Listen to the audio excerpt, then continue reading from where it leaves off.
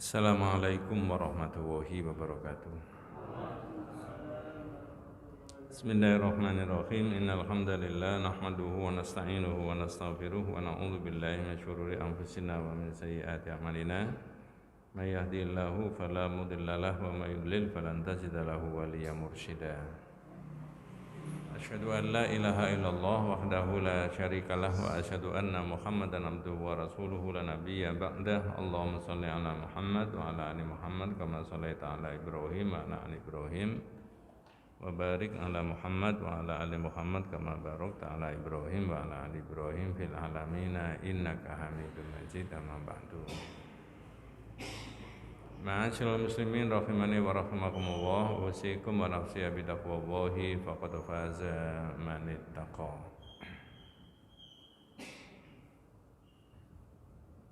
Kita membahas dalam kitab itu bagian yang kelima. Judulnya adalah At-Tauhid wa Anwa'uhu. Sebelum ini dibahas bagian yang kelima, judulnya At-Tauhid wa Anwa'uhu. Tauhid dan macam-macamnya itu. Sebagian umat Islam menolak pembagian tauhid ini menjadi tiga. Dasarnya adalah karena tidak dimasukkan di dalam Al-Quran dan tidak disebutkan di dalam hadis. Saya ulangi, sebagian umat Islam menolak pemikiran tauhid dibagi menjadi tiga. Dasarnya karena tidak dimasukkan dan tidak temukan di Quran maupun di hadis dalam pembagiannya. Tapi hakikatnya ada. Saya aturi perbandingan. Kalau ini di tauhid tidak ditemukan pembagian menjadi tiga, nanti tiga itu saya bahas ini. Sebagai perbandingan, ibaratnya tidak ditemukan juga pembagian yang ada di dalam fikih. Wajib, sunnah, makruh, mubah, haram, dan sebagainya itu. Baru dirinci, ditemukan oleh para ulama. Oh, yang begini kualifikasinya wajib. Ini sunnah muakkadah, sunnah yang sangat ditekankan. Makanya dalam kaitannya dengan ini orang boleh berpendapat atau tidak sependapat dengan isinya kitab. Tapi nyatanya di Quran itu ada. Cuma tidak disebut ini rububiyah, ini uluhiyah, ini asma dan sifat. Iya, tidak dibagi menjadi tiga begitu, tapi masing-masing ada. Nah, begitu ya. Maka kitab ini menulis At-Tauhid huwa ifradu wa bil ibadati allati khalaqallahu al-alam li ajliha. Tauhid itu yaitu orang mengisahkan Allah, menganggap Allah satu-satunya. Berkaitan dengan ibadahnya manusia itu kepada Allah dan keyakinannya manusia itu kepada Allah itu tadi. Karena memang Allah menciptakan alam itu hanya untuk satu tujuan, yaitu nyembah Allah. Alam loh ya, bukan hanya manusia. Nanti kita ketemu ada keterangan kalau alam itu diciptakan oleh Allah Subhanahu wa taala itu untuk menyembah Allah satu-satunya.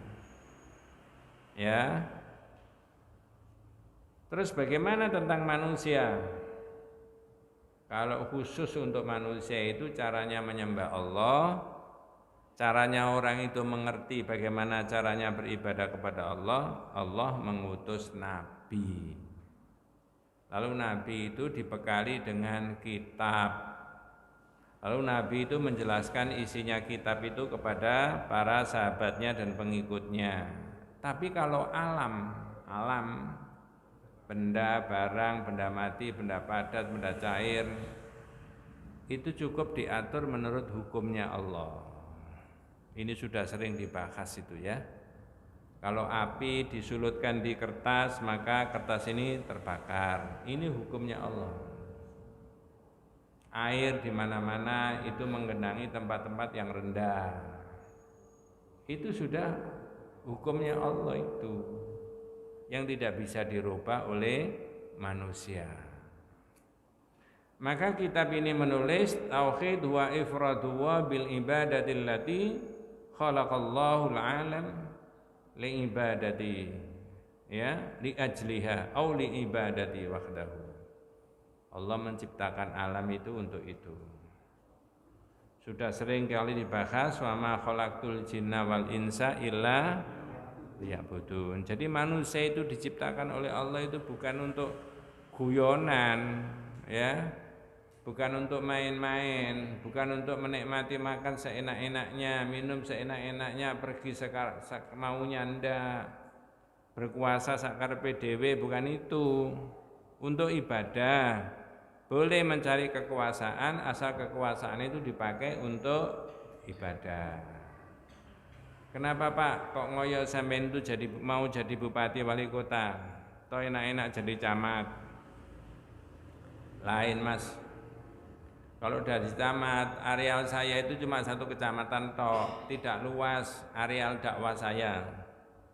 Kebijakan-kebijakan yang saya ambil itu hanya di sekitar kecamatan itu saja. Tapi kalau saya jadi bupati dan wali kota itu cakupannya tambah luas. Dakwah saya itu tambah luas. Kebijakan-kebijakan yang saya ambil menguntungkan rakyat itu cakupannya lebih luas daripada saya jadi apa? Camat. Nah, sekarang saya tanya sampean, ada enggak camat daftar jadi wali kota atau bupati niatnya seperti itu? Jangan suudon. Barangkali ada, tapi enggak di dunia. Nah, gitu.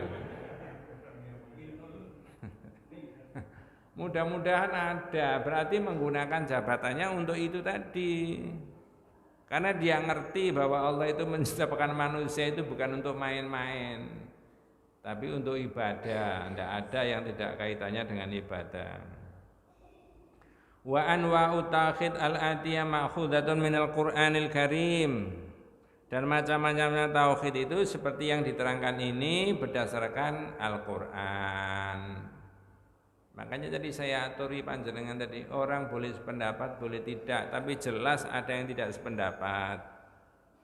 Tapi kitab ini mengambil rujukan dari Quran. Macam apa saja? 1. Tauhidur Rabb. Dalam bahasa Indonesianya tauhid rububiyah. Nanti saya sebutkan. Huwa al-i'tirafu bi anna Allah huwa Rabbu wal Khaliq. Yaitu orang mengerti dan memahami bahwa Allah itu menciptakan. Ya, dan Allah yang mengatur. Wa qad i'tarafa bihadza al-kuffar. Kalau cuma itu, orang kafir jahiliyah itu ya percaya. Jadi level paling rendah menurut istilahnya dalam kitab ini itu rububiyah, sekedar mengakui Allah itu ada, menciptakan langit dan bumi, dari tidak ada menjadi ada, besok orang mati itu ya kembali kepada Allah, tapi orang ini enggak nyembah Allah satu-satunya. Ngerti maksudnya Pak? Halo? Jadi saya tanya panjenengan, orang kafir jahiliyah percaya enggak kalau Allah itu ada? Percaya. Buktinya? Jangan pakai dalil Quran Pak. Gampang kalau pakai dalil Quran. Gampang jawabnya. Kalau jenengan ditanya orang kafir jahiliyah itu percaya enggak kalau Allah itu? Oh percaya. Dari mana kamu kok tahu? Ayo, bapaknya Nabi itu namanya siapa? Siapa Pak namanya? Abdullah. Artinya apa Abdullah itu? Hamba. Ini lahir zaman Islam apa zaman jahiliyah? Tapi sudah diberi nama hamba. Berarti tentang Allah mereka sudah apa? Tahu. Sudah tahu, sudah tahu. Sudah tahu, tapi tidak menjadikan Allah satu-satunya. Makanya jenengan kalau baca Al-Fatihah itu Rabbul Alamin. Alhamdulillahi Rabbil Alamin. Allah itu yang Rabbnya semuanya. Maka di Al-Fatihah itu ada rububiyah pengertian bahwa Allah itu yang menciptakan semuanya, baru lanjutkan di tengah-tengah uluhiyah, satu-satunya Allah yang disembah dengan ayat iyyaka na'budu wa iyyaka nasta'in. Jadi saya ulangi, istilah rububiyah itu tidak ada di hadis, tapi sebagian umat Islam juga menolak. Kadang-kadang diplesetno dengan pengertian atau tidak mengerti sengaja bahwa orang yang mempelajari tauhid begini-begini ini Tuhannya Trinitas, bukan. Ya, kalau Trinitas itu 3 unsur, tapi ini ndak. Tetap Allah satu-satunya. Tapi kalau levelnya, tingkatannya hanya mengetahui Allah itu ada, menciptakan langit dan bumi, tapi orang itu tidak menyembah kepada Allah, tingkatannya cuma rububiyah, mengerti Allah yang menciptakan. Itu tok maksudnya. Makanya di sini ditulis waqad tarafa bihadza al-kuffar. Kalau perkara itu orang kafir ya percaya kalau Allah itu ada. Tapi gimana Pak, saya tidak mau begitu. Ya kalau tidak mau begitu jadikan Allah satu-satunya.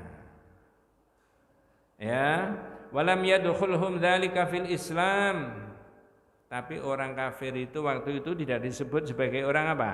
Islam. Mengapa? Halo? Ya tadi itu hujan itu apa, makanya melempem kabeh. Mengapa kau orang kafir tidak masuk dalam Islam?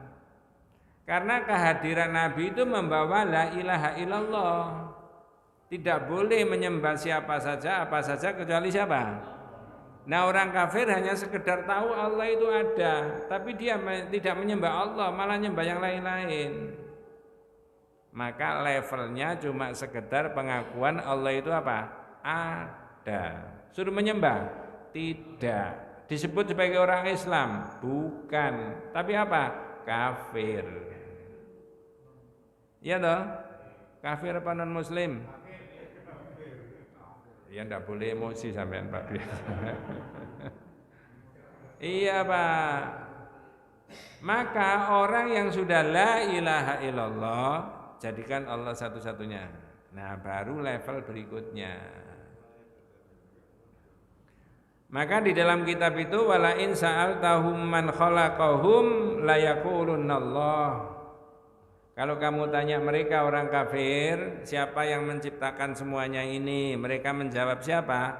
Allah. Banyak ayat-ayat yang begitu. Di surat Az-Zumar juga ada. Wala in sa'altahum man khalaqas samawati wal arda la yaqulunallah. Kalau kamu tanya mereka siapa yang menciptakan langit dan bumi, tanya orang kafir maksudnya, tentu saja mereka menjawab Allah yang menciptakan. Lalu orang itu diajak dialog. Afara'aitum ma tad'una min dunillah. Lalu bagaimana kamu tentang nyembah selain daripada Allah itu? Kalau kamu sudah yakin yang menciptakan itu Allah. Ya, in aradani Allah bidurin hal hunna kasyifatu dzurrihi, ataukah andai kata Allah itu menimpakan musibah bencana, apakah bisa selain daripada Allah yang kamu sembah itu menolak musibah dan bencananya? Tentu saja jawabannya tidak bisa. Au aradani birahmatin hal hunna mumsikatu rahmati, ataukah andai kata Allah itu menurunkan rahmat, bisa enggak yang kamu yakini selain dari Allah, benda dan barang yang kamu sembah itu bisa menolak rahmatnya Allah, enggak jatuh sama orang itu? Tentu saja jawabannya tidak. Kalau tidak, kul hasbiyallah. Cukup kembali ke siapa? Allah. Jadi orang Islam itu tidak boleh hanya percaya Allah itu ada, tapi dia tidak menyembah. Menurut para ulama tauhid, kalau cuma itu levelnya, tingkatannya, namanya baru tauhidnya apa? Rububiyah. Ya, mengetahui dan meyakini bahwa itu Allah itu ada, Allah itu yang menciptakan apa? Langit dan bumi, tapi orang itu tidak menyembah Allah satu-satunya. Ya. Biarin aja Pak ya. Itu musibah kecil Pak ya. Kalau musibah Semeru itu besar apa kecil Pak? Musibah besar apa? Musibah besar itu kalau orang mati nggak masuk surga. Betul Pak ya? Izin Mas, mati nggak masuk surga. Loh, itu musibah apa? Besar. Orang Islam kok, ya, apalagi sarjana S1, S2, doktor, profesor, ya, diagung-agungkan orang, disebut doktor, profesor, dokter Andes, ustadz, kiai, naudzubillah min dzalik. Mati nggak masuk? Izin, ya, bukan hanya izin. Ya. Waqad angkara asyuyu'iyuna wujudar rabbi fakana asyaddu kufran min kufaril jahiliyah. Ini sampai tidak boleh tersinggung. Orang komunis, ateis itu mengingkari kalau Allah itu ada. Dia nggak percaya itu. Ya, Tuhan itu telah mati. Ya, nggak bisa hidup lagi. Ya, cuma jangan tanya Tuhan itu orang Arab apa orang Indonesia Pak. Jangan tanya Pak. Sampai tak seplak kalau tanya begitu. Ya, jangan tanya. Ya. Sebelum ditanya sudah saya larang dulu, nggak boleh bertanya begitu. Angkara asyuyu'iyun wujudar rabb. Orang ateis, orang komunis itu mengingkari kalau Allah itu ada, itu nggak percaya. Berarti sama nggak dengan orang jahiliyah Pak? Lebih bahlul siapa? Lebih bahlul? Komunis. Bahlul itu apa sih Pak? Lebih sesat daripada itu.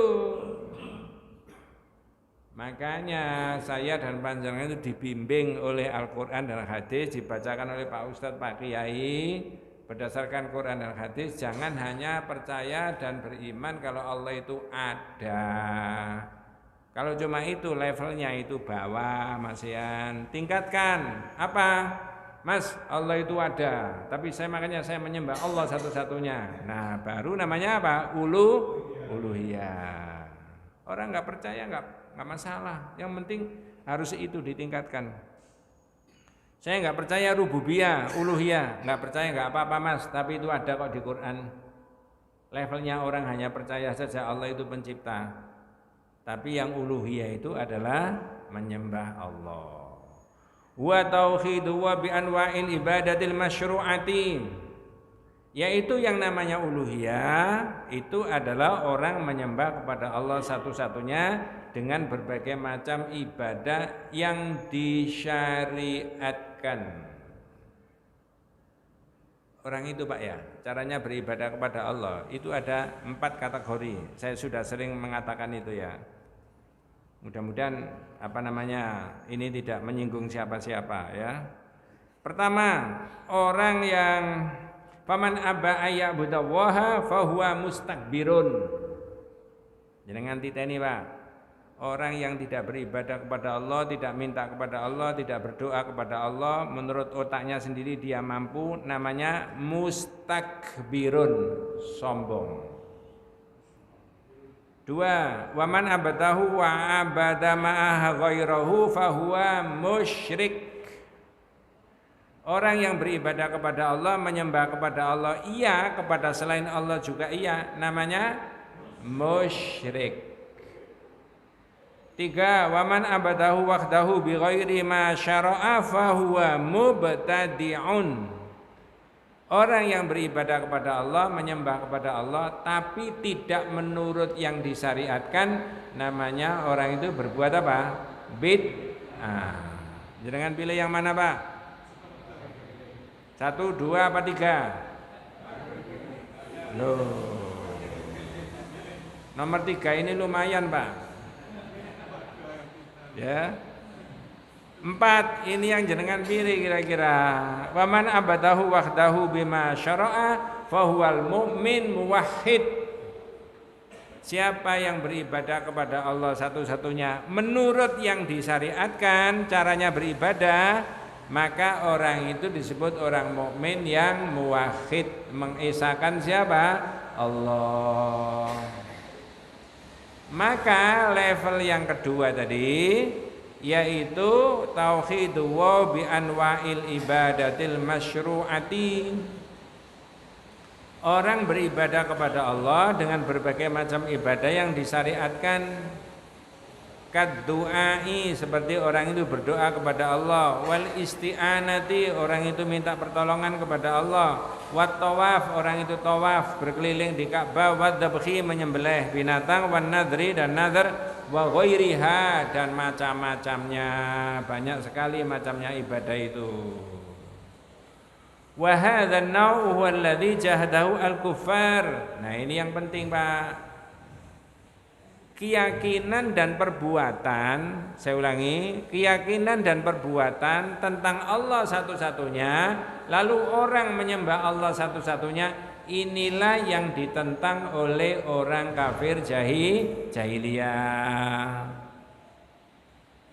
Coba tak, saya turunkan dulu tensinya. Kalau saya boleh ngomong andai kata Nabi itu menerangkan, Mas, hai orang-orang kafir, ketahuilah bahwa sesungguhnya Allah itu ada, menciptakan langit dan bumi. Ya, kita ini dari tidak ada menjadi ada, Allah yang menciptakan. Misalkan Nabi itu hanya menerangkan begitu, misalkan, dimusuhi enggak sama orang kafir? Jawabannya enggak, biarin aja. Tapi begitu Nabi mengajak menyembah Allah satu-satunya, baru itu diapakan? Dimusuhi. Saya tanya, Pak, Nabi mengajak menyembah Allah satu-satunya tapi dimusuhi oleh orang kafir. Apakah sampai 2021 dan seterusnya setiap orang yang mengajak menyembah Allah satu-satunya itu pasti dimusuhi? Iya apa tidak? Tidak. Suaranya kalah sama suaranya hujan. Ya, enggak apa-apa. Saya ulangi. Andai kata Rasulullah itu hanya menerangkan Allah itu ada, menciptakan langit dan bumi, itu dimusuhi apa tidak? Nah,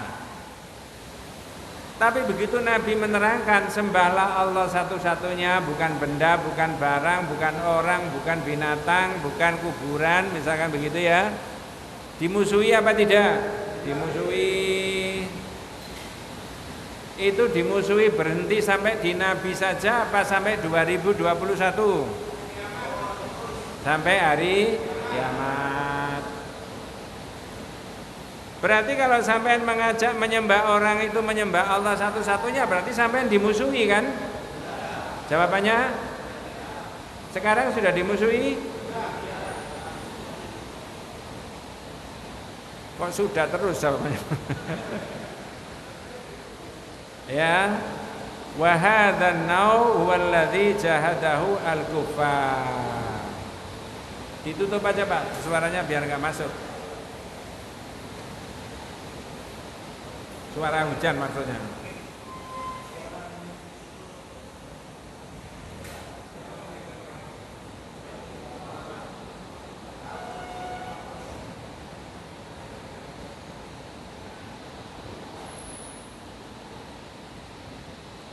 Wa kanat fihi al-khusuma bainal umam wa rusulihi mundu Nuh alaihi salam ila Muhammad sallallahu alaihi wasallam.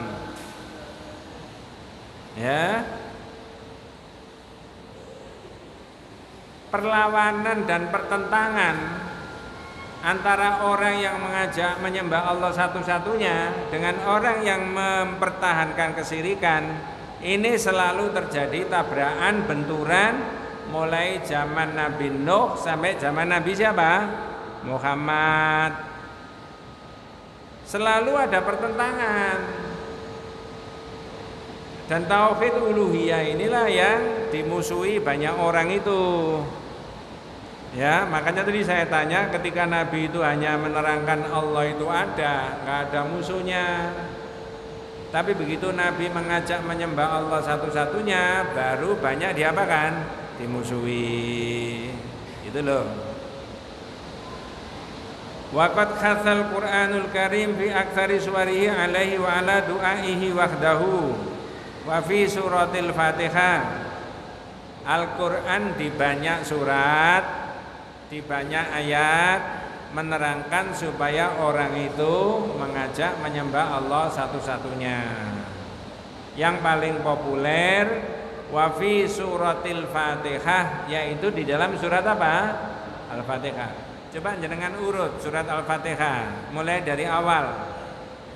Alhamdulillahi rabbil alamin. Ini pengakuan tentang apa?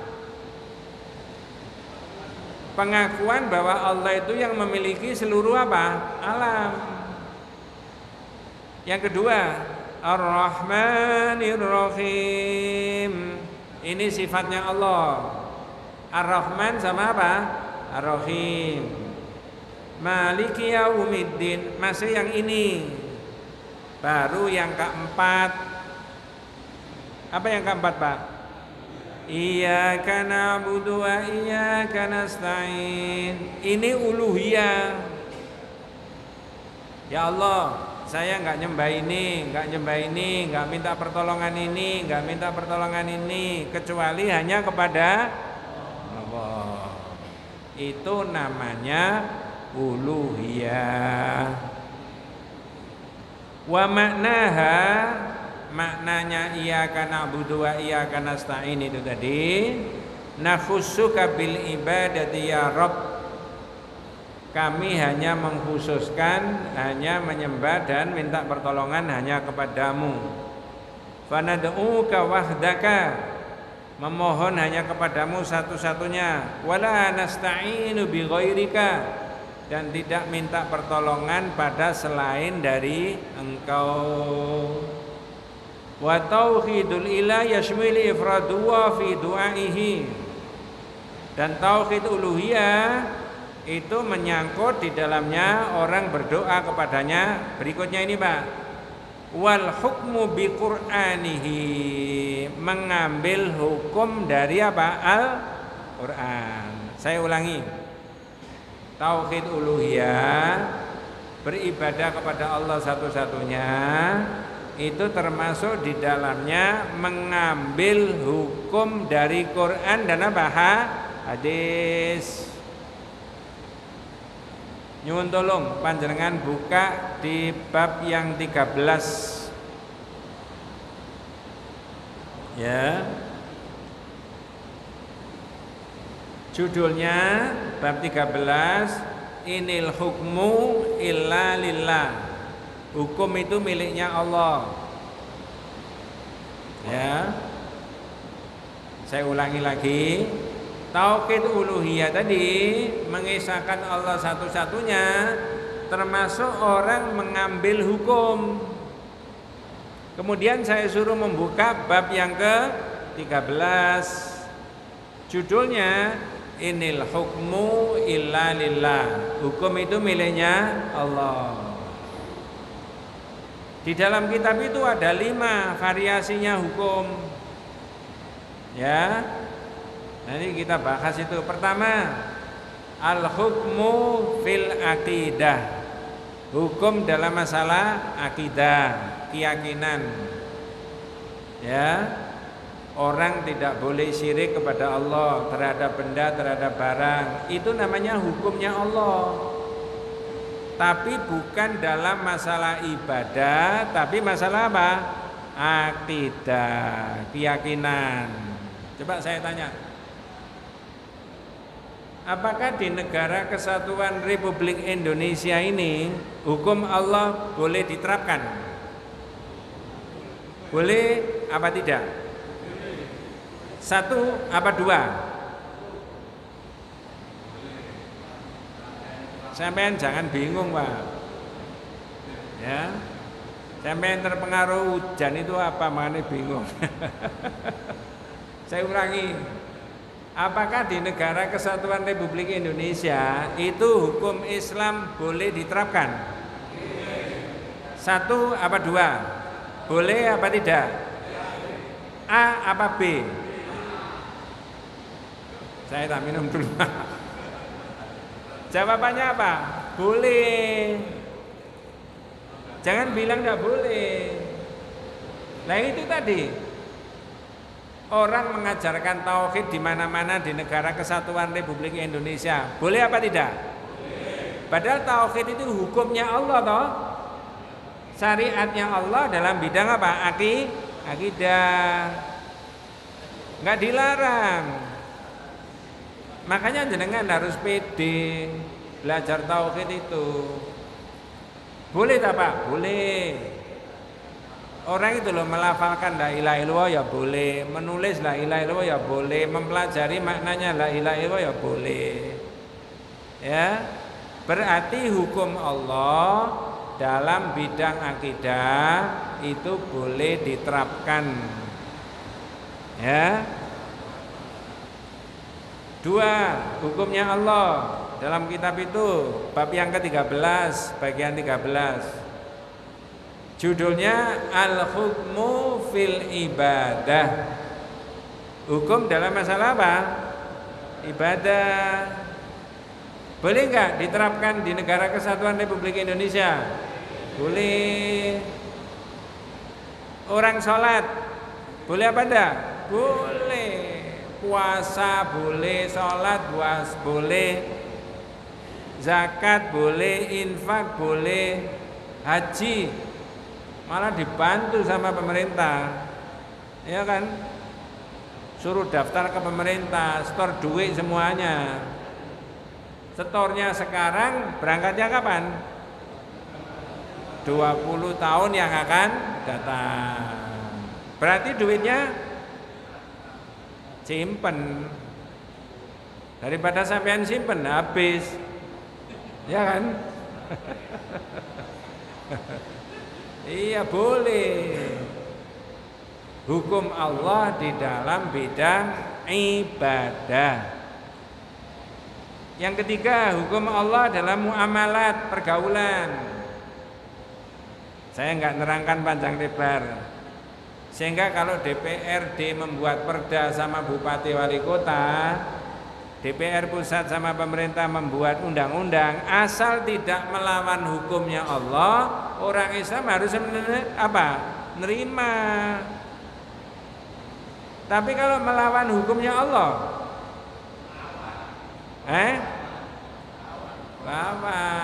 lawan itu maksudnya diberi masukan bahwa peraturan undang-undang itu bisa berlawanan dengan hukum syariat, tidak boleh. Ya, itu loh maksudnya.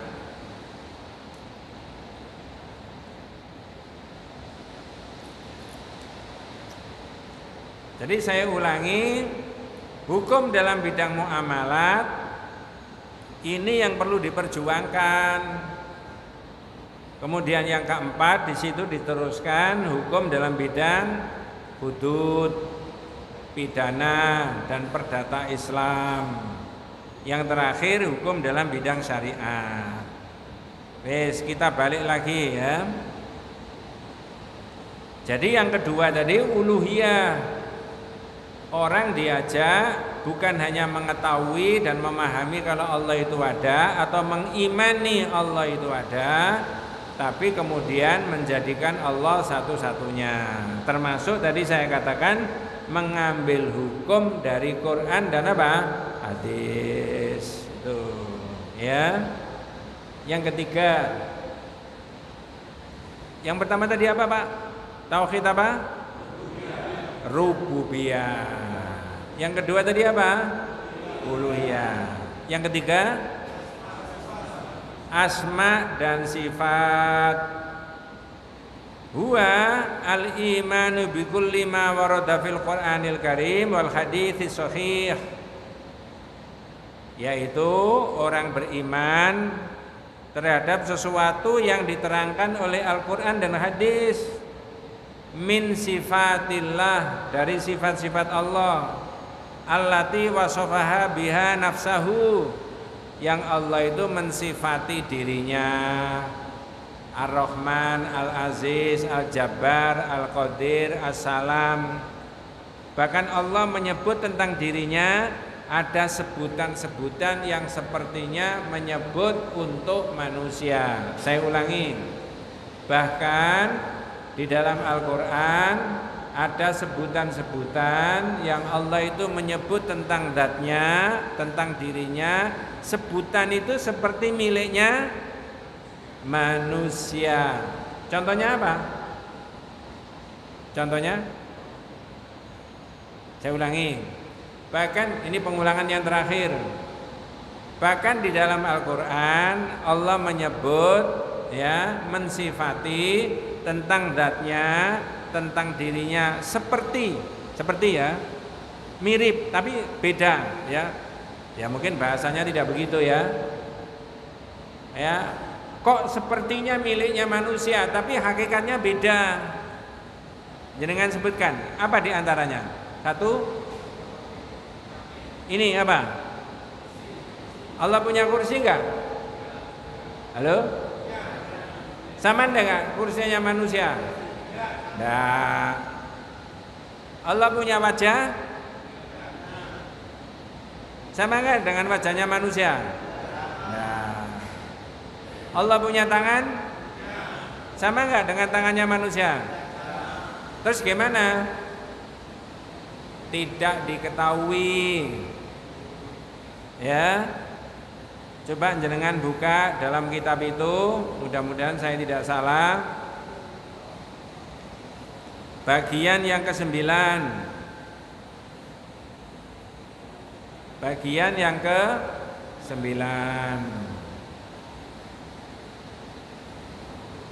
Nomor 12.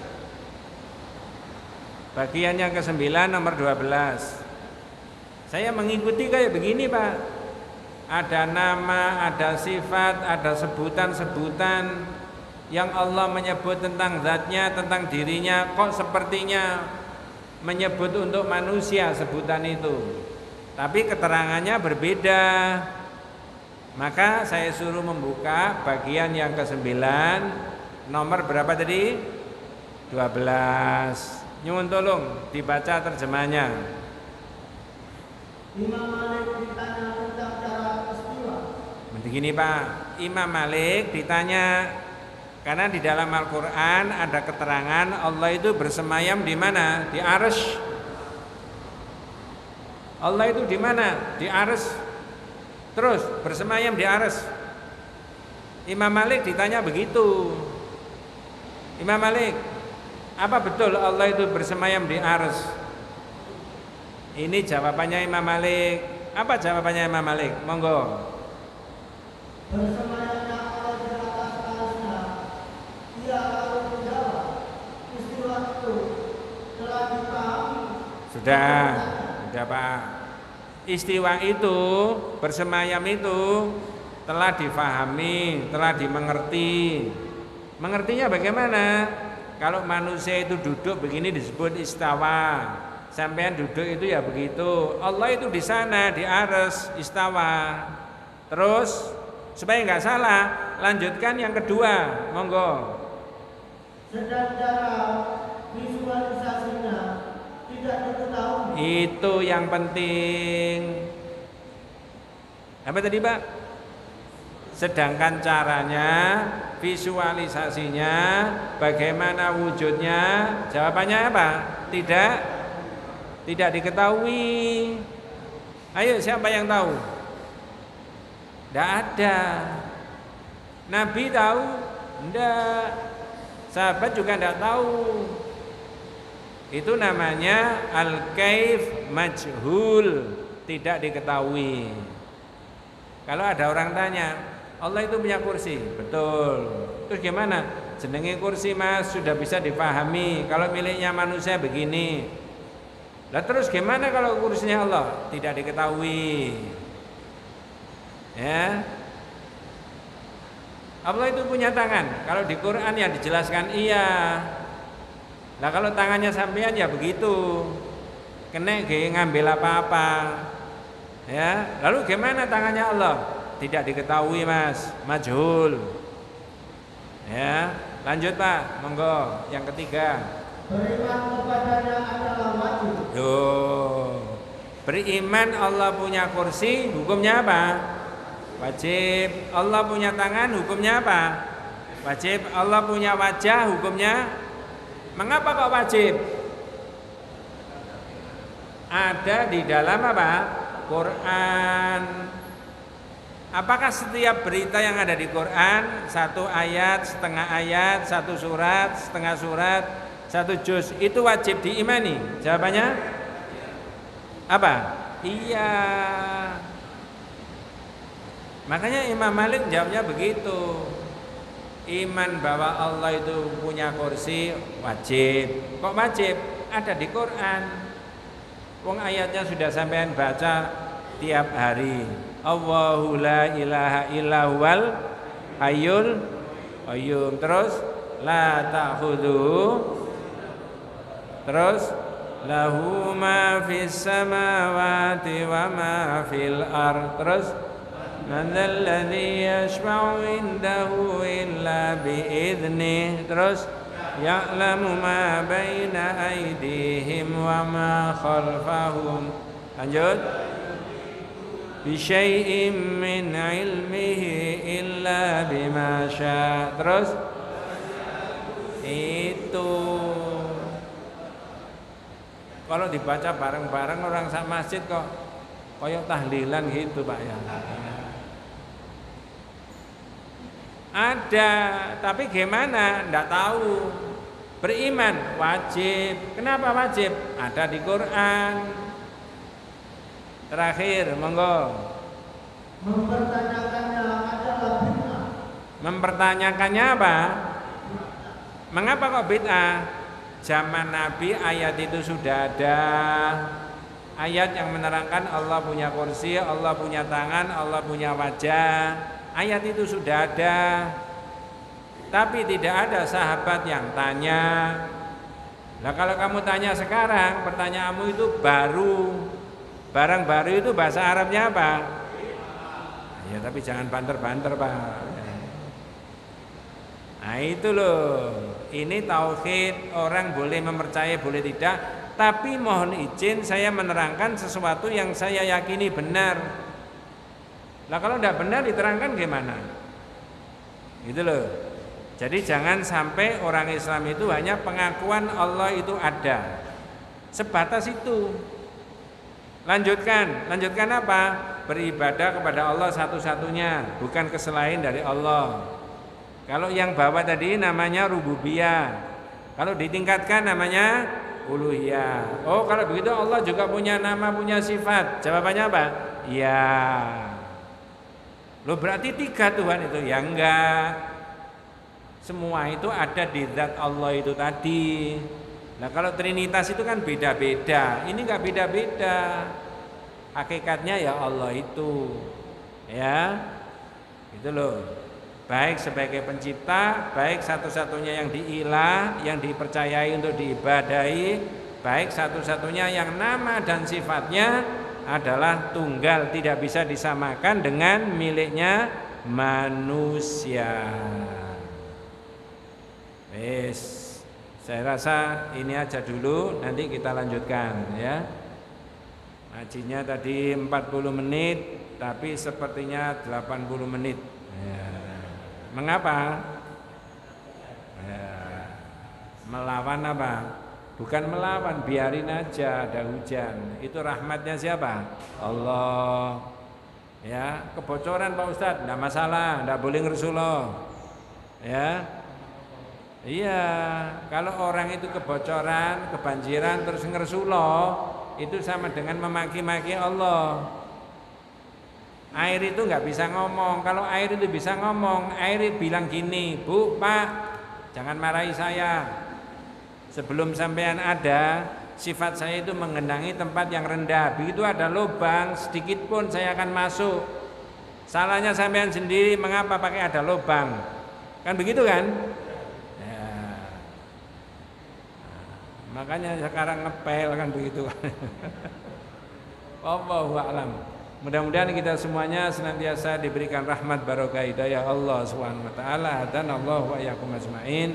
Kita tutup dengan doa kafaratul majelis. Subhanakallahumma wa bihamdika asyhadu an la ilaha illa anta astaghfiruka wa atubu ilaik. Assalamualaikum warahmatullahi wabarakatuh.